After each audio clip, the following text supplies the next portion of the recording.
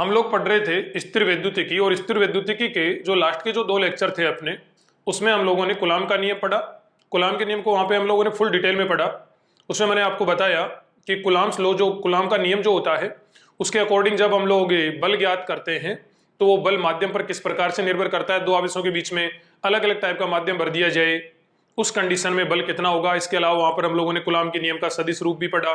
इसके अलावा कूलाम के नियम से संबंधित हम लोगों ने कुछ स्पेशल पॉइंट्स भी वहां पर पढ़े। अब हम लोग कूलाम्स के नियम से रिलेटेड क्वेश्चन यहाँ पर करने जा रहे हैं। एक छोटा सा सजेशन आपको मेरा है कि यदि आप इस वीडियो को डायरेक्ट यहाँ पे देख रहे हो तो इससे पहले आप लोग कूलाम का नियम जरूर देखें, काफी कुछ डिटेल में वहां पर बताया गया है। ठीक है, अब हम लोग आगे यहाँ पर क्वेश्चन कंटिन्यू कर रहे हैं। ध्यान दीजिएगा, फर्स्ट क्वेश्चन अपनी स्क्रीन पर है। क्वेश्चन में कहा जा रहा है किसी एक आवेश पर लगने वाला परिणामी बल ज्ञात कीजिए। किसी एक आवेश पर लगने वाला परिणामी बल अपने को बताना है। ये एक समबाहु त्रिभुज है। अब आप लोग कहोगे सर समबाहु त्रिभुज क्वेश्चन में तो दे तो नहीं रखा। भाई मैंने इतना पूरा का पूरा यहाँ पे स्क्रीन पे लिखा नहीं है, लिखने में थोड़ा सा जोर आता, मैंने सोचा मैं आपको वैसे बता दूंगा। तो एक समबाहु त्रिभुज है। समबाहु त्रिभुज की भुजा यहाँ पर ए है और तीनों कोणों पर क्यू क्यू और क्यू आवेश यहाँ पर रखे जा रहे हैं। ठीक है, यहाँ पर ये जो येलो में लिख रखा है पूरा का पूरा क्वेश्चन है। अब आगे जो व्हाइट में करने जा रहे हैं व्हाइट मार्कर से, वो पूरा का पूरा सॉल्यूशन होएगा। ठीक है, तो देखो ये भी क्यू है, ये भी क्यू है, ये भी क्यू है, भुजा इसकी ए होगी, समबाहु त्रिभुज है। ठीक है, किसी एक आवेश पर लगने वाला बल अपने को बताना है। बहुत सिंपल, देखो मान लिया इस पर हम लोग बल ज्ञात कर रहे हैं, तो इस पर बल कितने कारणों से लगेगा। एक तो इसके कारण लगेगा और एक इसके कारण लगेगा।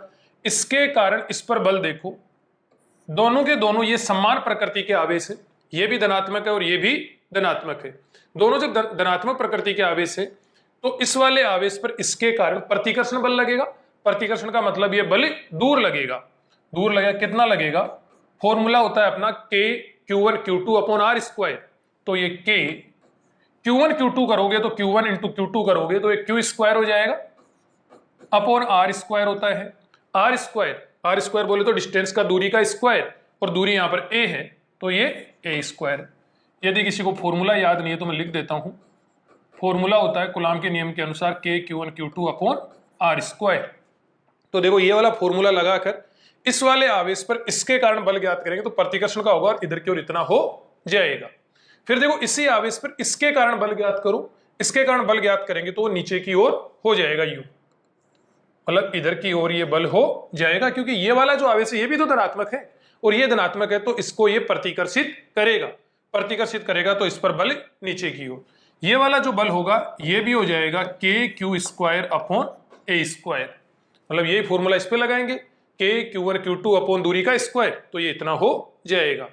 समबाहु त्रिभुज है तो ये वाला कोण होएगा इसमें 60 डिग्री। ठीक इसी प्रकार से ये वाला कोण भी हो जाएगा इसके बीच में 60 डिग्री। अब देखो यहाँ पर ये वाला एरो थोड़ा बड़ा बन गया क्या, थोड़ा सा बड़ा बन गया ना, इसको थोड़ा छोटा करते हैं। दोनों बराबर होने चाहिए ना बल, जितना बल ये है उतना ही बल ये है। तो दोनों के तीर के जो चिन्ह बनाए हैं ये भी मैंने यहाँ पे इक्वल कर दिए, बराबर कर दिए हैं। एक बल इधर की ओर लग रहा है, एक बल इधर की ओर लग रहा है। अब अपने को तो परिणामी बल बताना है, तो परिणामी बल के लिए थोड़ा सा कंसेप्ट ध्यान दो। देखो आप लोग, जैसे मान लिया कभी भी F बल इधर की ओर हो, F बल इधर की ओर हो, दो समान परिमाण के बल हैं, बीच का कोण है थीटा, ये भी F है ये भी F है और बीच का कोण यहां पर कितना है, थीटा है। तो इनका जो परिणामी होता है ना वो इनके बीच में होता है। इनका जो परिणामी होता है वो इनके बीच में होता है। ये भी F है ये भी F है, बीच का कोण थीटा है, तो परिणामी बिल्कुल बीचों बीच होगा। कहने का मतलब इधर से देखोगे तो θ/2 और उधर से भी देखोगे तो θ/2, परिणामी इतना होगा। और परिणामी जो होगा वो होएगा कितना, उसके लिए फॉर्मूला होता है 2f cos θ/2। क्या फॉर्मूला होता है भाई, 2f cos θ/2। ये फॉर्मूला आया कहां से, ये मैंने यहाँ पर वेक्टर वाला चैप्टर अपलोड कर रखा है यूट्यूब पर ही, उसमें आप लोग जाके देख सकते हो। वहां पे मैंने ये फॉर्मूला कैसे आया डिटेल में बता रखा है। यहां पर सिर्फ इतना देखो कि इधर की ओर बल लग रहा है F, इधर की ओर भी बल लग रहा है F, बीच का कोण थीटा है, इनका परिणामी बिल्कुल बीचों बीच होगा, मतलब इधर से भी θ/2 और इधर से भी θ/2, और परिणामी होएगा कितना, 2f cos θ/2। तो इस प्रकार से आप लोग इसको याद रख सकते हो। यूं समझ लो, देखो जरूरी थोड़ा ना बल ही हो, बल के अलावा और भी कोई भी राशि यहाँ पर हो सकती है। जैसे ये वाला मान लिया रामलाल है और ये वाला भी मान लिया रामलाल है और बीच का कोण यहाँ पर थीटा है, तो इनका परिणामी बिल्कुल बीचों बीच आएगा। और परिणामी आएगा कितना, परिणामी आ जाएगा इनका 2 Ramlal cos theta by 2 Ramlal cos theta by 2। तो इस फॉर्मूले से दो समान परिमाण के बल यदि थीटा कोण पे काम कर रहे हो तो इस वाले फॉर्मूले से आप लोग परिणामी ज्ञात कर सकते हैं। तो देखो ये भी एफ है और ये भी एफ है और बीच का कोण थीटा है, अतः परिणामी बल,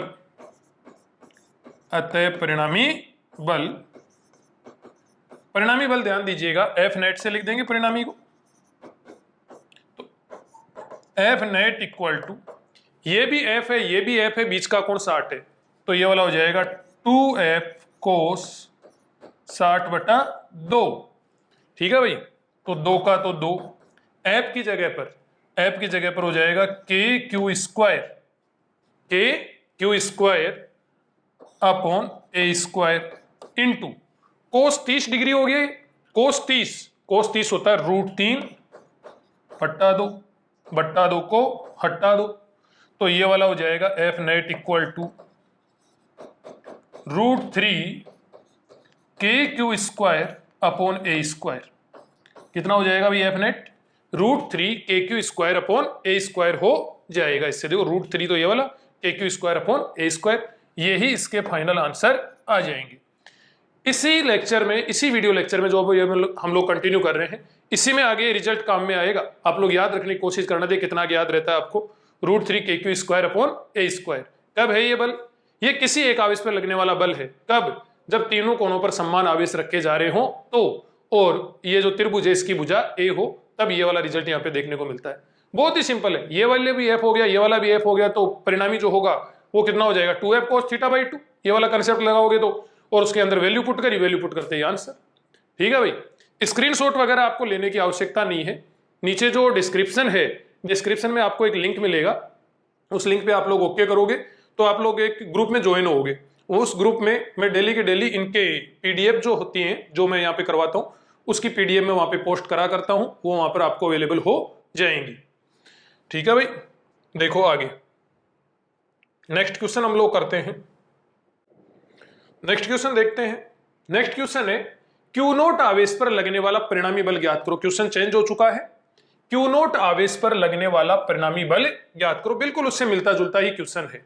ये वाला देखो, इधर की ओर Q0 है, इधर की ओर -Q है और इधर की ओर +Q है, और ये एक समबाहु त्रिभुज है जिसकी भुजा ए है।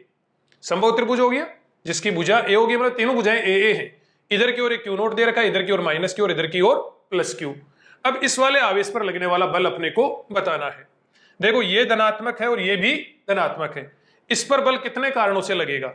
इस पर बल लगेगा एक तो इस Q की वजह से और एक इस वाले -Q की वजह से।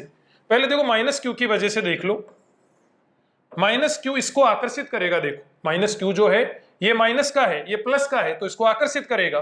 कितना बल लगाएगा ये लगाएगा KQ0 upon a square, KQ1 Q2 upon R square लगा दिया फॉर्मूला, तो KQ1 Q2 upon R square. अब कई बच्चे सोच रहे होंगे सर इसको माइनस क्यों नहीं लिखा? भाई माइनस का था इसीलिए तो इसकी दिशा ये वाली बना दी। सोच के देखो, मैं माइनस को इसमें शामिल कर चुका हूं। कैसे? माइनस का था इसीलिए तो ये इसको आकर्षित कर रहा है। इस पर बल देख रहे हैं, इसकी वजह से इधर की ओर लग रहा है। इधर की ओर क्यों बनाया? क्योंकि ये माइनस का था। अब देखो इसके कारण इस पर बल, इसके कारण इस पर बल, इस पर आप लोग बल देखोगे तो देखो इसके कारण इस पर देखोगे तो बल प्रतिकर्षण का लगेगा। क्यों प्रतिकर्षण का क्यों लगेगा? क्योंकि ये भी धनात्मक और ये भी धनात्मक है। तो ये वाला जो बल होगा वो हो जाएगा KQ0 अपॉन दूरी का स्क्वायर। के फॉर्मूला क्या होता है अपना बल का? कूलाम के नियम के अनुसार होता है KQ1 Q2 upon a square, sorry R square है ना, आर लिखते हैं वहां पे, एक ही बात है। तो KQ1 Q2 upon a square, यहां पर इसके कारण इस पर बल ज्ञात करा तो KQ1 Q2 upon R square प्रतिकर्षण का होगा क्योंकि इस दोनों समान प्रकृति के हैं, तो इधर की ओर। अब देखो इन दोनों बलों के बीच में ये वाला कोण हो गया 120 डिग्री, 120 डिग्री का ये वाला कोण हो गया। अपने को चाहिए परिणामी बल, परिणामी बल। देखो अभी मैंने आपको एक कंसेप्ट बताया इसी लेक्चर में कि जैसे मान लिया ये वाला राधेश्याम हो, रामलाल मान लो, राधेश्याम क्या मानोगे ना, ये वाला रामलाल हो, ये वाला भी रामलाल हो, बीच का कोण थीटा हो। अपने को चाहिए इनका परिणामी, तो परिणामी बिल्कुल बीचों बीच आएगा।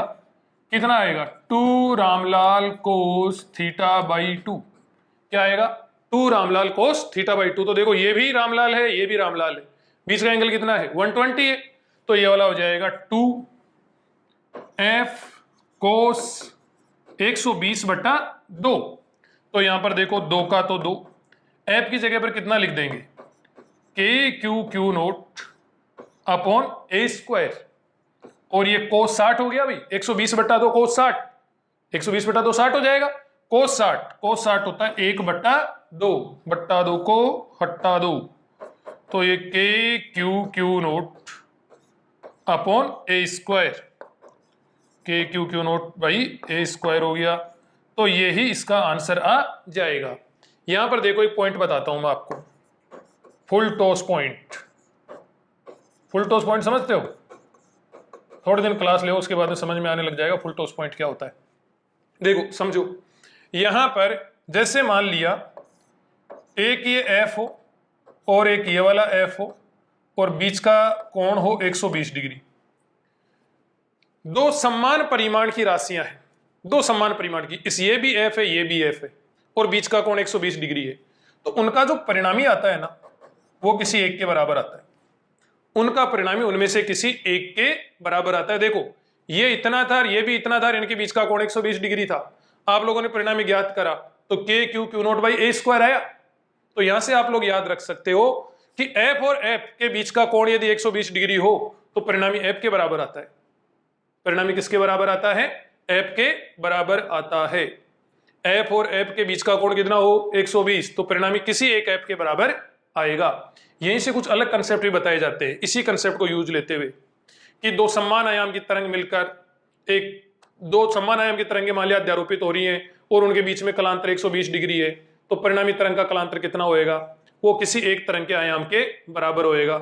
दो एकांक सदिशों का परिणामी एक एकांक सदिश है, तो पहले वाले दोनों एकांक सदिशों के बीच में कोण कितना होएगा? 120 डिग्री होएगा।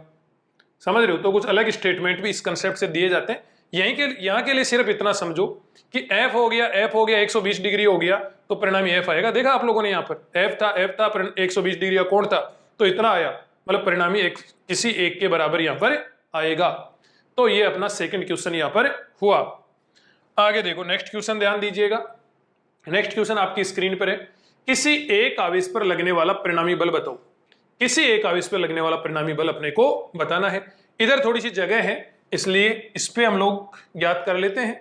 इस पे ज्ञात कर लेंगे तो फिर किसी भी के लिए भी हो जाएगा, सेम ही सिचुएशन है। देखो ये एक वर्ग है जिसकी भुजा ए है। पॉलिसर क्वेश्चन में दे तो नहीं रखा, फिर वही बात है कि यहाँ पे मैंने पूरा लिखा नहीं है, वो क्वेश्चन के दौरान मैंने आपको बता रहा हूँ कि ये वर्ग है जिसकी भुजा ए है, सभी कोणों पर क्यू क्यू आवेश रखे जा रहे, किसी एक आवेश पर लगने वाला बल बताना है। इस पर देखो बल ज्ञात कर रहे हैं, नहीं क्या? इस पे बल ज्ञात कर रहे हैं, इस वाले पर बल ज्ञात करें, तो इसके कारण इस पर बल ज्ञात करेंगे, तो ये वाला इसको प्रतिकर्षित करेगा, मतलब इसको दूर धक्का मारेगा। कितना हो जाएगा? के Q1 Q2 अपॉन दूरी का स्क्वायर, के Q1 Q2 अपॉन दूरी का स्क्वायर हो जाएगा ये। ठीक है भाई। फिर देखो इस वाले के कारण, देखो इस वाले के कारण इस पर, ये भी इसको दूर धक्का मारेगा, प्रतिकर्षित करेगा, क्योंकि ये धनात्मक और ये भी धनात्मक, तो ये वाला भी इस पर प्रतिकर्षण बल लगाएगा। कितना लगाएगा? के Q1 Q2 अपॉन दूरी का स्क्वायर, के Q1 Q2 अपॉन दूरी का स्क्वायर, इतना बल यहां पर लगेगा। फिर इसके कारण देखो, इसके कारण इतना, इसके कारण इतना, और इसके कारण और देख लो। इसके कारण आप लोग देखोगे तो देखो कितना हो जाएगा, ये ए है, ये वाली भी ए है, तो इसका स्क्वायर प्लस इसका स्क्वायर का अंडर रूट कर दोगे भाई। इसके लिए कर्ण का स्क्वायर इक्वल टू क्या होता है? आधार का स्क्वायर प्लस लंब का स्क्वायर। तो कहने वाला इसका स्क्वायर प्लस इसका स्क्वायर का अंडर रूट करोगे तो ये वाला आ जाएगा। ये वाला कितना हो जाएगा? ए स्क्वायर प्लस ए स्क्वायर का अंडर रूट, तो ये वाला हो जाएगा √2a, √2a ये वाला हो जाएगा, ये वाला। अब इसके कारण इस पर बल ज्ञात करो, ये बल हो जाएगा मान लिया एफ डैश। इसके कारण इस पर बल, ये भी देखो धनात्मक है, धनात्मक है, तो ये इसको प्रतिकर्षित ही करेगा, प्रतिकर्षित करेगा तो दूर धक्का मारेगा। तो के Q1 Q2 करोगे, Q1 Q2 कितना हो जाएगा? ये भी Q है, ये भी Q है, तो के क्यू स्क्वायर अपॉन दूरी का स्क्वायर, दूरी कितनी है √2a, इसका स्क्वायर करोगे तो ये वाला हो जाएगा 2a स्क्वायर। देखो क्या क्या करा है, इसके कारण इस पर बल प्रतिकर्षण का होगा तो इधर की ओर होएगा, इसके कारण इस पर बल प्रतिकर्षण का होगा तो इधर की ओर होएगा, मान आपको बता ही दिए। अब इसके कारण इस पर बल प्रतिकर्षण का होगा तो इधर की ओर होएगा, ठीक है भाई, ये इधर की ओर हो गया। और कितना हो जाएगा K Q1 Q2 अपॉन दूरी का स्क्वायर, दूरी इतनी थी उसका स्क्वायर करा तो इतना। ये वाला कोण हो गया 45 डिग्री और ये वाला कोण भी हो गया 45 डिग्री। अब देखो आगे ध्यान दीजिएगा, इसको डायग्राम को मैं थोड़ा सा साइड में खिसका लेता हूं जिससे अपने पास में जगह बच जाएगी थोड़ी सी। देखो सबसे पहले तो क्या करेंगे, इस एफ और इस एफ का परिणामी ज्ञात करेंगे, इस वाले एफ और एफ का परिणामी। तो देखो इधर कर देंगे, एफ व एफ का परिणामी, एफ व एफ का परिणामी क्या मान लिया, एफ डबल डैश हम लोगों ने मान लिया जी। किस किस का परिणामी, इस वाले एफ का और इस वाले एफ का परिणामी कितना हो जाएगा। देखो ये भी एफ है, ये भी एफ है और बीच का कोण 90 डिग्री है, ये भी एफ है, ये भी एफ है, बीच का कोण 90 डिग्री है। तो वही पहले वाला ही ट्रिक काम में ले लेंगे, ये भी राधेश्याम था, ये भी राधेश्याम था, बीच का कोण थीटा था, तो 2 राधेश्याम कोस थीटा/2, और कहां आ गया बिल्कुल बीचों बीच। तो देखो ये भी क्या है एफ है, ये भी एफ है और बीच का कोण 90 डिग्री है, तो ये वाला कितना हो जाएगा 2f कोस 90/2, 2f कोस 90/2 इतना हो जाएगा। तो ये 2 का तो 2, एफ की जगह क्या लिखोगे KQ square upon a square, तो KQ square upon a square. देखो 2 का 2 लिख दिया, एफ की वैल्यू यहां से उठा के उधर पुट कर दी, और कोस 90/2 कोस 45 हो गया, कोस 45 होता है 1/√2, 1/√2 कोस 45 हो गया ना ये वाला, तो ये वाला हो जाएगा देखो √2 से ये 2 उड़ा दो, √2 से इस 2 को उड़ाओगे तो इधर √2 बन जाएगा, तो ये वाला हो गया √2 KQ square by A square, ये हो गया एफ डबल डैश। अब ये एफ डबल डैश होएगा किधर की ओर वो ध्यान दो आप लोग, एफ डबल डैश किधर की ओर होएगा, इसका और इसका परिणामी को हम लोग एफ डबल डैश लिख रहे, एफ व एफ के परिणामी को एफ डबल डैश, तो इस वाले का और इस वाले का परिणामी कहां होएगा बिल्कुल बीचों बीच, तो ये एफ डबल डैश इधर की ओर हो जाएगा, इसका परिणामी एफ डबल डैश लिख रहे हैं, बिल्कुल बीचों बीच होगा इधर की ओर। अतः क्यू पर परिणामी बल, क्यू पर परिणामी बल एफ नेट, देखो कितना हो जाएगा एफ नेट इक्वल टू, देखो ये एफ हो गया, ये एफ हो गया, इन दोनों का परिणामी एफ डबल डैश हो गया और एफ डबल डैश इधर की ओर हो गया। अब देखो इसको भूल जाओ आप लोग और इसको भी भूल जाओ, बोले सर भूल क्यों जाओ, क्योंकि इसका परिणामी हम लोग ज्ञात कर चुके एफ डबल डैश, जब इन दोनों का परिणामी ज्ञात कर चुके तो इनको भूल जाओ। अब तो एफ डबल डैश और एफ डैश बचे, इन दोनों की दिशा समान है, एफ डैश की और एफ डबल डैश की दिशा समान है, और दिशा समान होते हैं तो बल क्या हो जाएंगे जुड़ जाएंगे सिंपली, तो ये F dash plus F double dash, देखो इसकी और इसकी दिशा समान है, और समान है तो दोनों डायरेक्ट जुड़ जाएंगे। यदि इधर से मान लिया 10 न्यूटन का फोर्स लगे और इधर से ही 15 का फोर्स लगे तो परिणामी कितना होगा 10 और 15 जुड़ जाते हैं, डायरेक्ट जुड़ जाते हैं, तो इनको डायरेक्ट आप लोग जोड़ दोगे। अब एफ डैश देखो, एफ डैश कितना हो जाएगा KQ स्क्वायर बटे 2a square, KQ square by 2a square, KQ square by 2a square, ये तो हो गया एफ डैश।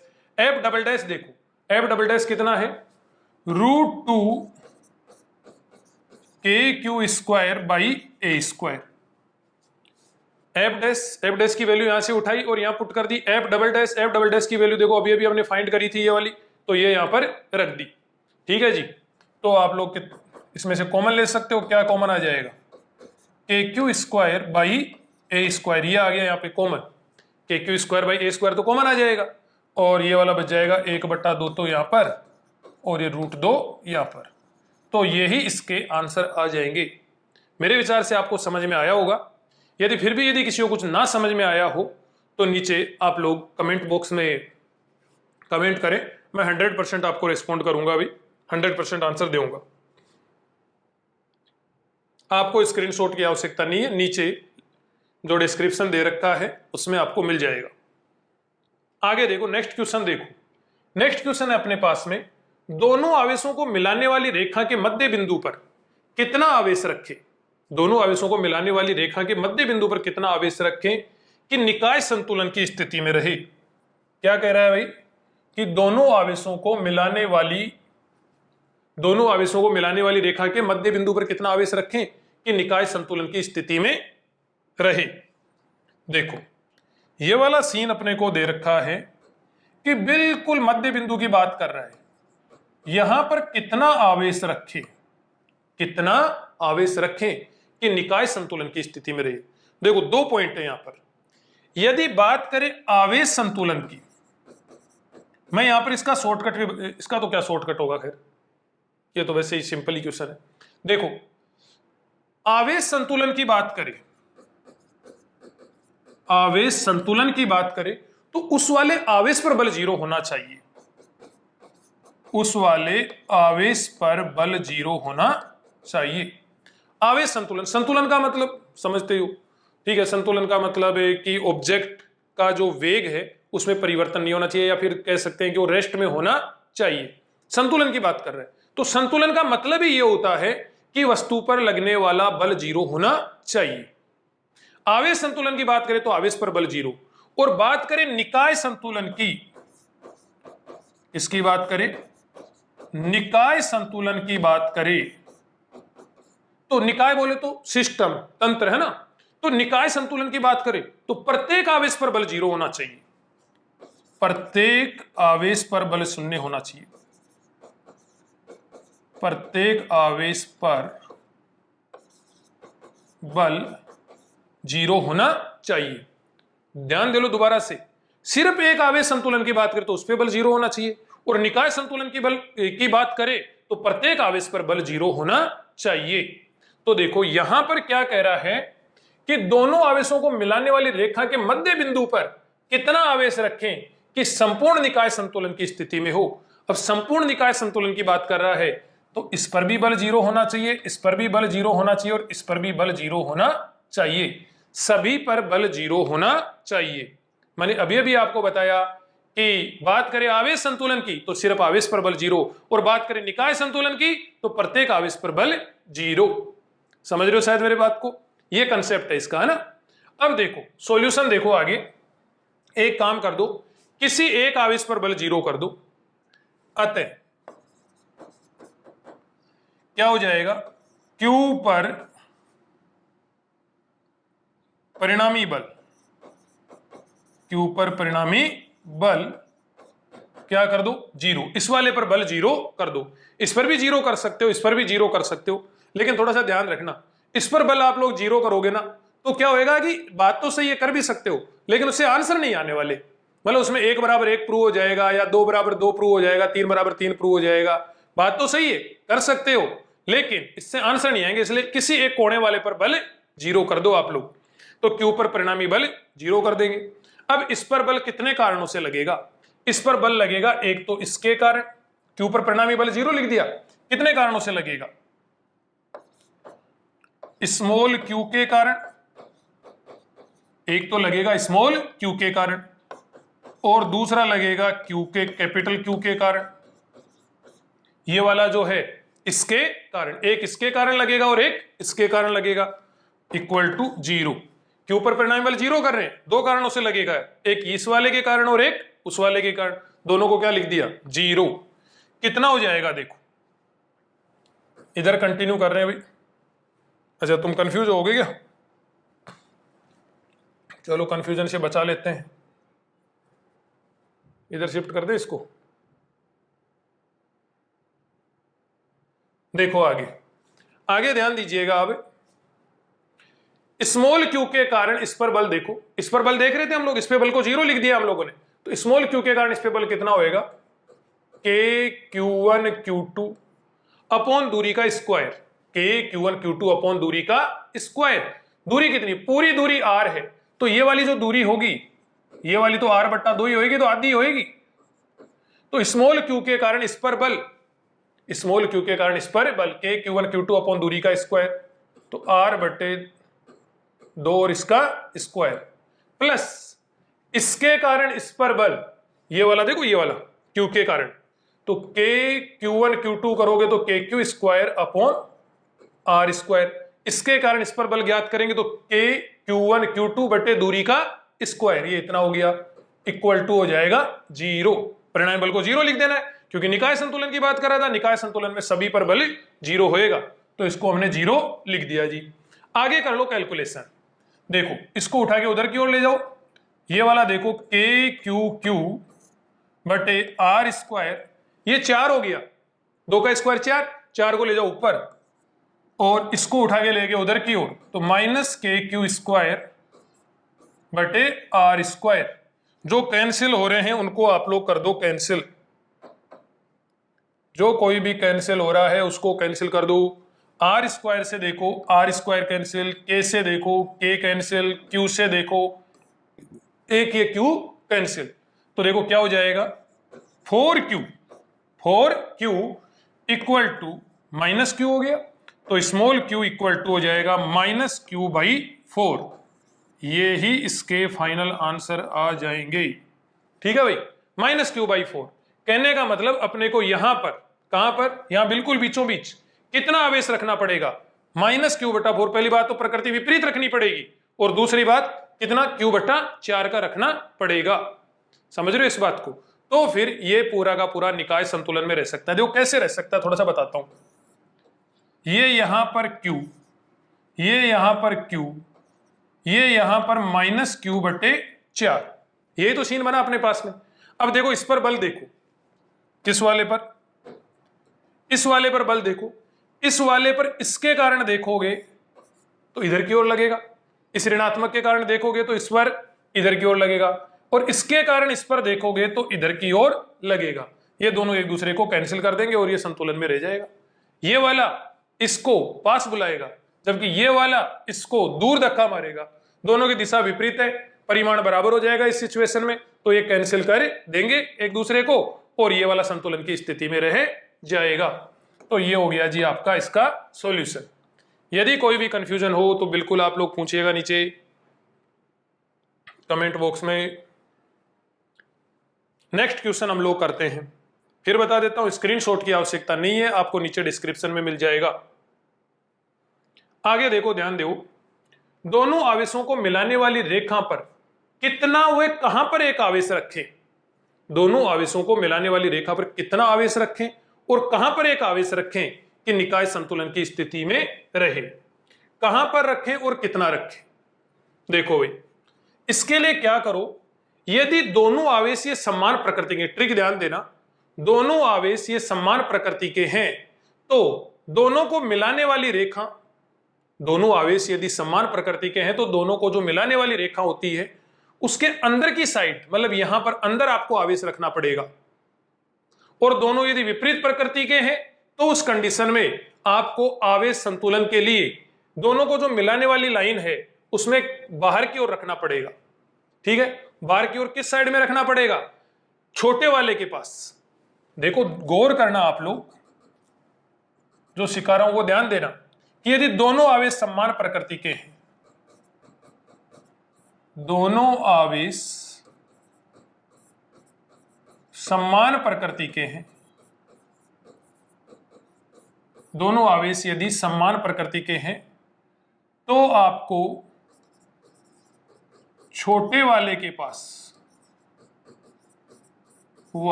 अंदर की ओर रखना पड़ेगा। अभी बता दूंगा, मतलब अंदर की ओर, और दोनों आवेश विपरीत प्रकृति के, विपरीत प्रकृति के हैं तो छोटे वाले के पास बाहर, छोटे वाले के पास बाहर की ओर रखना पड़ेगा। देखो ध्यान देना, क्या बता रहा हूं कि ये 4Q है, ये 9Q है, दोनों के बीच की दूरी 30 सेंटीमीटर दे रखी है जी। कहा जा रहा है कि एक आवेश कहां पर रखें, कितना रखें वो तो आगे की बात है, कहां पर रखें कि वो संतुलन की स्थिति में रह जाए, कहां पर रखें कि वो संतुलन की स्थिति में रह जाए। तो देखो इसके लिए आवेश कहां पर रखें कि वो संतुलन की स्थिति में रह जाए। तो इसके लिए ट्रिक क्या है कि यदि ये और ये दोनों समान प्रकृति के हैं तो छोटे वाले के पास अंदर की ओर रखना पड़ेगा, छोटे वाले के पास अंदर की ओर। और यदि दोनों विपरीत प्रकृति के हैं, एक प्लस का है और एक माइनस का है, तो आपको छोटे वाले के पास बाहर की ओर रखना पड़ेगा। कहां रखना पड़ेगा? छोटे वाले के पास बाहर की ओर आपको रखना पड़ेगा। शायद आप लोग समझ रहे होंगे, समान प्रकृति के है तो छोटे वाले के पास अंदर, और विपरीत प्रकृति के है तो छोटे वाले के पास बाहर की ओर। तो देखो क्या करो, यहां पर देखो 4Q है और ये 9Q है, इसका मैं आपको शॉर्टकट ही बताऊंगा अभी, है ना। तो यहां पर देखो 4Q, दोनों समान प्रकृति के तो छोटे वाले के पास अंदर की ओर, यहां पर आपको आवेश को रखना पड़ेगा। किसको? अननोन आवेश को।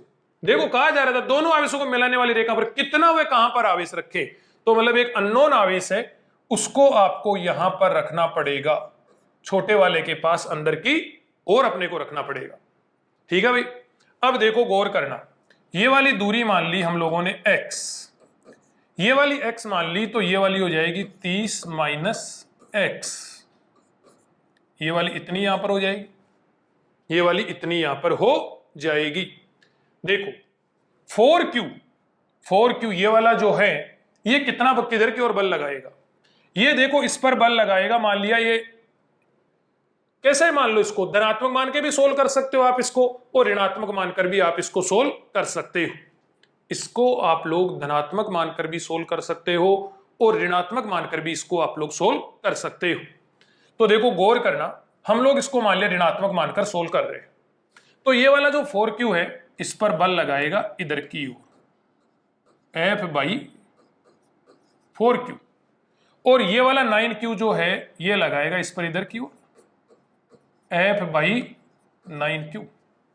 देखो इस पर ये आवेश यहां पे रख दिया, इधर से x डिस्टेंस पे रखा, तो ये वाली बच जाएगी 30 माइनस x, 30 माइनस x होगी। अब देखो इसको माइनस मान लो प्लस मान लो, दोनों से सोल्व कर सकते हो, कोई दिक्कत वाली बात नहीं। माइनस मान लिया तो 4Q के कारण इस पर बल, 4Q के कारण इस पर बल इधर की ओर लगेगा, आकर्षित होएगा, और 9Q के कारण इस पर बल इधर की ओर ये भी आकर्षित करेगा। संतुलन की स्थिति में, संतुलन की स्थिति में देखो भाई, संतुलन की स्थिति में क्या होगा, संतुलन की स्थिति में ये वाला बल और ये वाला बल दोनों का मान बराबर होना चाहिए। F/4Q इक्वल टू F/9Q, दोनों के कारण जो बल लग रहा है वो बराबर होना चाहिए। लेकिन सिर्फ मान बराबर करना है, दिशा बराबर मत कर देना। ये मैंने मोड लगा दिया, मोड का मतलब यही हो गया कि सिर्फ और सिर्फ मान देख रहे हैं, दिशा तो उल्टी होनी चाहिए, दोनों का मान बराबर हो जाए, दिशा विपरीत हो जाए तो एक दूसरे को कैंसिल कर देंगे और ये संतुलन की स्थिति में रह जाएगा। तो देखो 4Q के कारण इस पर बल, किसके कारण भाई? 4Q के कारण इस पर बल कितना हो जाएगा कि 4Q Q अपॉन दूरी का स्क्वायर, तो ये वाला हो गया जी x स्क्वायर इक्वल टू इसके कारण इस पर बल, ये वाला हो जाएगा कि 9Q अपॉन 30 माइनस x और इसका स्क्वायर। देखो इसकी वैल्यू लिख दी और इसकी वैल्यू लिख दी, कुछ भी खास नहीं है इसमें। देखो क्या हो जाएगा, ध्यान दीजिएगा, K से K, Q से Q, स्मॉल q से स्मॉल q, दोनों साइड में आप कर दो अंडर रूट, दोनों साइड में क्या कर दो? Under root. तो 4 का तो हो जाएगा 2, x स्क्वायर का हो जाएगा x, 9 का हो जाएगा 3 और इसका हो जाएगा 30 माइनस x, ये इतना हो जाएगा। यहां पे क्रॉस मल्टीप्लाई कर दो, वज्र गुणनफल कर दो, वज्र गुणनफल ही बोलते हो हिंदी में, जो भी बोलते हो, इधर से इधर और इधर से इधर। तो यूं मल्टीप्लाई करोगे तो ये वाला तो हो गया, देखो 2 को इससे गुणा करा तो 60 माइनस 2x इक्वल टू ये वाला हो गया जी 3x। देखो 60 माइनस 2x और इधर ये मल्टीप्लाई करा तो 3x, 2x को उधर ले जाओ तो ये वाला हो गया 5x हो गया, 5x equal to 60, x equal to हो गया 12 सेंटीमीटर। मीटर। ये अपने पास में आंसर आ गया जी। ठीक है भाई। अब देखो इसी का मैं आपको शॉर्टकट बता रहा हूं।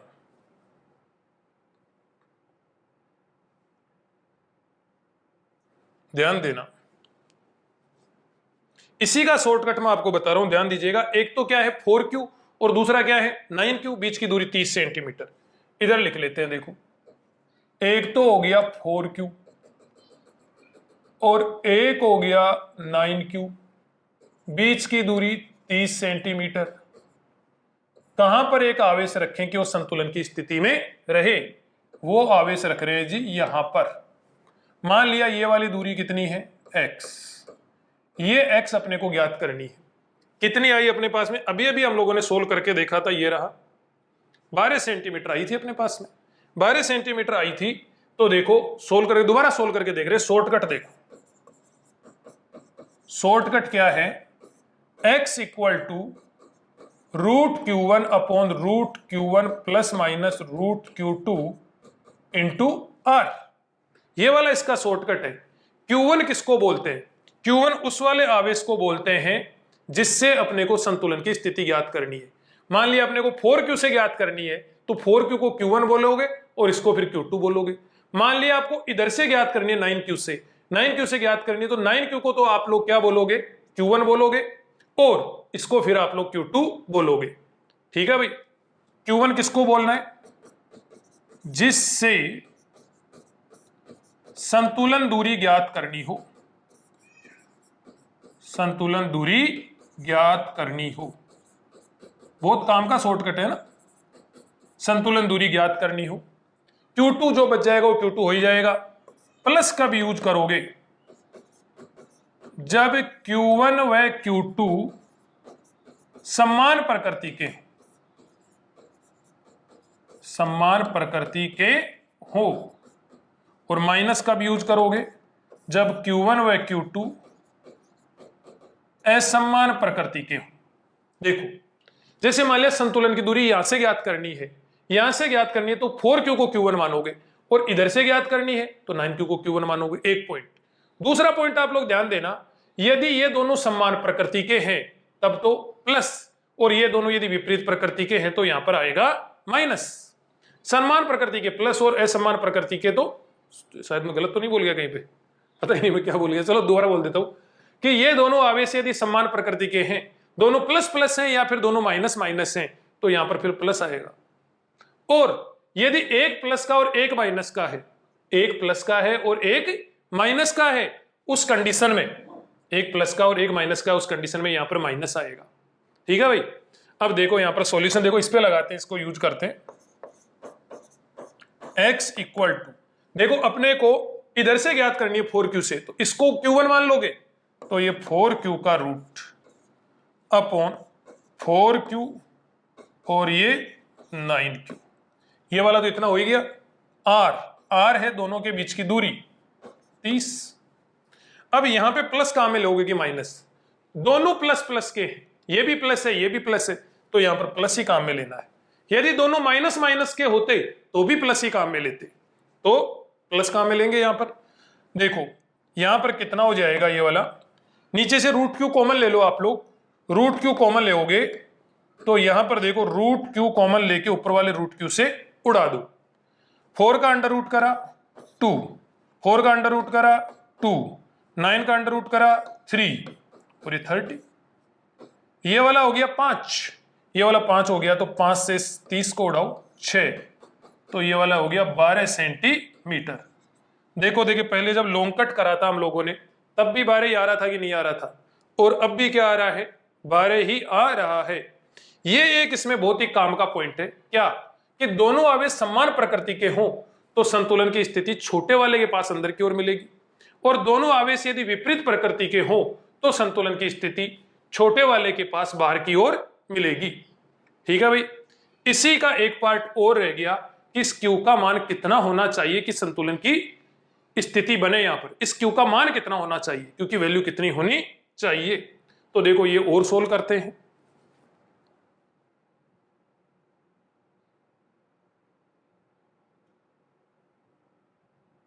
ध्यान दीजिएगा, आगे कंटिन्यू करते हैं, उसी क्वेश्चन को कर रहे हैं।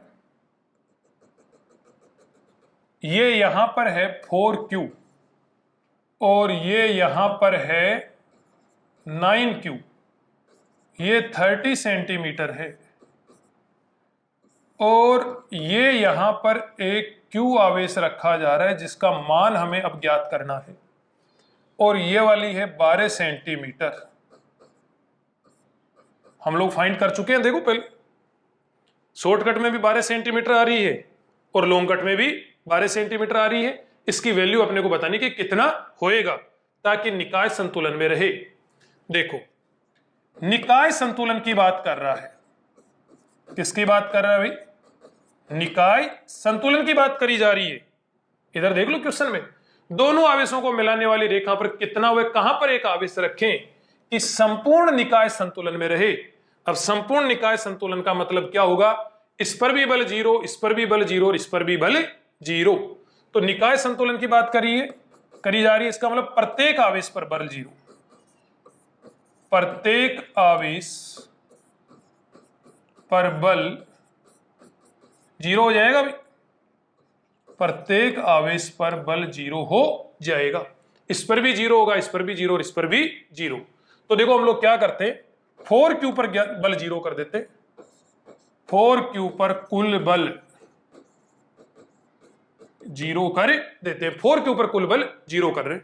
अब 4Q पर बल कितने कारणों से लगेगा? एक तो लगेगा Q की वजह से और दूसरा लगेगा 9Q की वजह से, 9Q की वजह से लगेगा। और दोनों को जीरो। शायद आप लोग कंसेप्ट तो समझ गए होंगे कि इस Q का मान कितना होना चाहिए कि पूरा निकाय संतुलन में रहे। तो प्रत्येक आवेश पर बल जीरो होना चाहिए। प्रत्येक आवेश पर बल जीरो करने के लिए एक बार तो हम लोग इस 4Q पर जीरो कर देते, उतने में अपना काम हो जाएगा। तो 4Q पर कुल बल जीरो, 4Q पर बल इसके कारण भी लगेगा और इसके कारण भी लगेगा, तो इसके कारण इतना और इसके कारण, समझ रहे हो आप लोग? 4Q पर बल इसके कारण भी लगेगा, उसके कारण भी, दोनों को लिखा और जीरो। अब इसके कारण इस पर बल कितना लगेगा कि 4QQ अपॉन दूरी का स्क्वायर, तो ये 12 का स्क्वायर। इसके कारण इस पर बल KQ1Q2 अपॉन दूरी का स्क्वायर प्लस इसके कारण इस पर बल K4Q और ये 9Q अपॉन दूरी का स्क्वायर, तो ये 30 का स्क्वायर इक्वल टू 0। इसके कारण बल लिख दिया और उसके कारण बल लिख दिया। बोले सर ये तो माइनस का था, इसको माइनस का लिखा तो नहीं? अरे भाई वो तो हमने माना था सिर्फ कि एक माइनस से भी सोल्व कर सकते हो और प्लस से भी सोल्व कर सकते हो, तुम्हारी मर्जी किससे सोल्व करो, तो वो सिर्फ यूं मान लिया था। अभी तो ये आएगा, जैसा आएगा प्लस का आता है माइनस का आता है, देख लेंगे आंसर में। अब देखो इसको उठा के आप लोग उधर की ओर ले जाओ तो कितना हो जाएगा, KQQ बटे 12 का स्क्वायर, 4KQQ बटे 12 का स्क्वायर इक्वल टू ये वाला हो जाएगा 4 इंटू 9 KQ स्क्वायर, 4 इंटू 9, यही तो है 4 इंटू 9 KQ स्क्वायर, हाँ ठीक है, और ये 30 का स्क्वायर। इधर जाके ये वाला हो गया यहां पर माइनस। अब जो कैंसिल हो रहे हैं उनको कैंसिल कर लो। क्या क्या कैंसिल हो रहे हैं देखो, 4 से 4 कैंसिल हो गया, KQ से K और ये Q कैंसिल हो गया, कितना बच गया इधर की ओर, तो 9/12 इंटू 12, सॉरी काई का 9 उल्टा ही दिख गया कुछ, है ना, Q/12 into 12, Q/12 into 12 equal to उधर की ओर क्या बच रहा है, माइनस 9Q अपॉन 30 इंटू 30। सही कराया क्या, ध्यान तो दे लेना भाई। देखो ये 4 और 9 थे, तो ये 4 और 9 उधर जाके वैसे के वैसे, KQ स्क्वायर वैसा का वैसा, ये ठीक है, और ये 30 का स्क्वायर और इधर की ओर, ठीक है जी बिल्कुल ठीक है। KQ से KQ कैंसिल कर दिया, 4 से 4 कैंसिल कर दिया, माइनस वैसा का वैसा, ये ठीक है, कोई दिक्कत वाली बात नहीं है। देखो कितना हो जाएगा, आगे कैलकुलेशन कर लेते हैं।